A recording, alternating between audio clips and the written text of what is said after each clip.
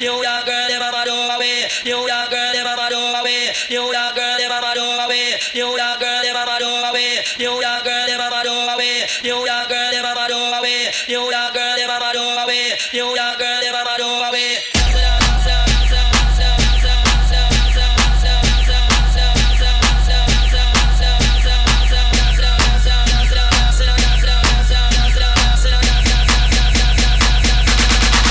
The idea was to do a couple of EPs,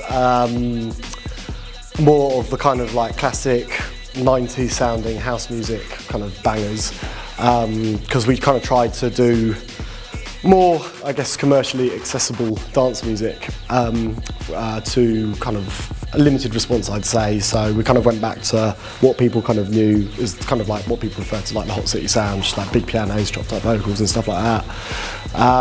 So we did that, and then yeah, so then we're going to drop the album hopefully, I think in January, I think. So yeah, basically we've just been, my main focus has just been to kind of just try and get as much music down in as many different sort of styles as we can. So like ranging, we've done like last EP we did a kind of hip-hop track, kind of a 90s hip-hop track in the style of like the old Major Force records with a Japanese MC from Tokyo. That was really good, a guy called Johnny, who's quite a kind of underground guy out there. So yeah, so for the album we've got loads of really great stuff. We've been working on a few songs with Rebecca from Slow Club, kind of like vocal handbag house sort of bangers, which fuck knows what people will think of them, but you know, it's like just having a laugh really and just kind of knocking out as much stuff as we can, like doing stuff on our own, doing stuff together, and just seeing what comes out really, yeah. And people obviously had the association between what I do as Hot City and the label putting out, we put our Hot City records on there as well. But the idea, I mean, behind the label was just to put out kind of club-based tracks that are primarily for the club, but don't quite go into big room club territory.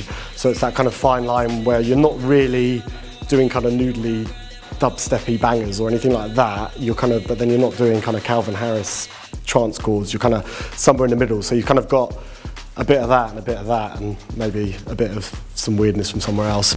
I was never part of any sort of scene. I don't think Hot City particularly is part of the future garage scene or dubstep or house music in general. I think I operate and we all just, a lot of people doing similar music to me, just operate in our own sort of space. So I don't really think there was a kind of case of I want to make this music to be part of this scene or anything like that. It's just I want to get some records done because, you know, almost kind of like I'm DJing out and I'm playing old house records which don't necessarily stand up production-wise against the modern stuff I'm playing. So when you're playing, there's kind of a dip in a way in the production and the mastering. So it's nice to have records that can bang it as much as the modern sounding stuff, but literally do have the basicness of the old records, which is just hands in the air, banging moments. I've been lucky enough to do some amazing shows with Unknown to the Unknown and with Hot City, you know, playing in giant masks, like playing in caves and shit like this, and you know, it's great. But then also, you know, like I did like a Fabric gig maybe about 3 years ago, which was when a lot of that kind of Mosca and a couple of those other sort of producers that were featured on a compilation that Fabric did were kind of getting a lot of hype behind them. So, you know, there were loads of people down there and it was just, everyone was there and the atmosphere was great. So that was probably one of my best gigs. That was just like room free at Fabric, just absolutely chock-a-block and everyone just going nuts, and it was good, it was really good, yeah. Well, for me personally, it was, I did one in Paris, but at the time I was sharing the same agent as Skrillex. And I kind of like got to go down there with Skrillex and kind of hang out and then, you know, go and check him out doing his thing on the main stage as well.